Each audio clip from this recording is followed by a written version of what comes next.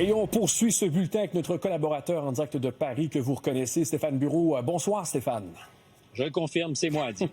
Alors, le premier ministre Mark Carney a finalement reculé sur les contre-tarifs pour tenter de faire avancer les discussions avec le président américain. Ça nous dit quoi exactement, Stéphane, concrètement, sur le rapport de force entre Ottawa et Washington? Concrètement, ça nous dit qu'on n'a aucun rapport de force économique sur Washington et les États-Unis. On peut agacer le président Trump parce qu'il n'aime pas qu'on lui riposte, mais est-ce que ça a un impact auprès des consommateurs américains ou des entreprises américaines? Pas vraiment. À contrario, ça peut avoir un petit impact sur l'inflation au Canada parce que les consommateurs canadiens qui continuent à acheter certains produits et les entreprises, parce qu'il y a du boycott pour certains produits de la consommation, mais les entreprises qui ne peuvent pas boycotter ont besoin d'importer certaines choses. Donc, ça peut créer un peu d'inflation. Dans un contexte où on veut créer les conditions optimales pour négocier ce qui est essentiel, c'est la prochaine entente de libre-échange qui va lier les États-Unis, le Canada et le Mexique. Donc, dans ce contexte, l'idée de dire, OK, on repart à zéro, c'est probablement la solution politiquement courageuse. Parce que pour Mark Carney, il y aura plein de gens qui vont dire, on s'est mis à plat ventre, on est juste en train de s'écraser devant le discours de Donald Trump.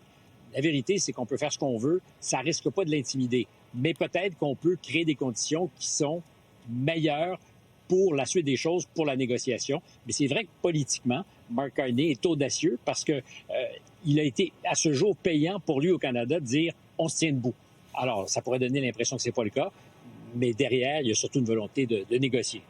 Donc, audacieux, c'est ce que tu dis, Stéphane, mais il n'est pas plus affaibli, Mark Carney, aujourd'hui.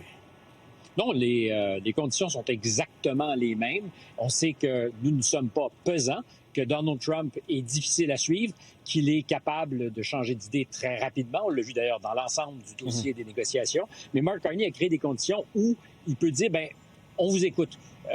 Il va acheter du matériel militaire américain pour les besoins de l'armée, mais le fait aussi lorsqu'on vient aider l'Ukraine. Et sur les contre-tarifs, dit, on a entendu, on a créé donc un espace où on peut se parler. Maintenant, qu'est-ce que vous nous proposez? Bon, Stéphane, vendredi, on se souvient, il y a une cour d'appel fédérale américaine qui a jugé qu'une bonne partie des tarifs du président Trump étaient illégaux. Est-ce que c'est un vrai revers pour lui?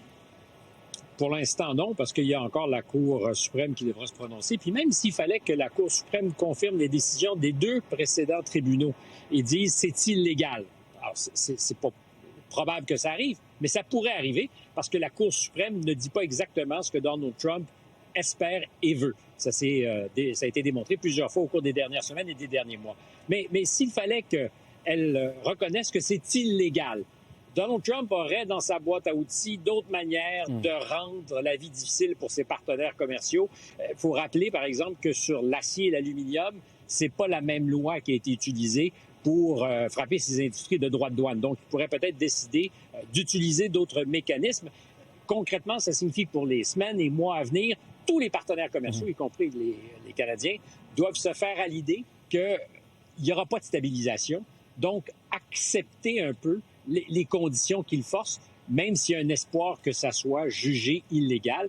Et si c'était le cas, il y a un sacré problème pour les États-Unis, c'est de rembourser tout ce qui a été perçu. Et là, on est au nord de 100 milliards de dollars en droits douaniers aux différents pays, donc la France, le Canada, le Japon. Et ça, politiquement, ça serait extraordinairement humiliant pour M. Trump. Et je pense, j'essaie d'imaginer les conditions dans lesquelles il pourrait le faire ou accepter de le faire. Difficile.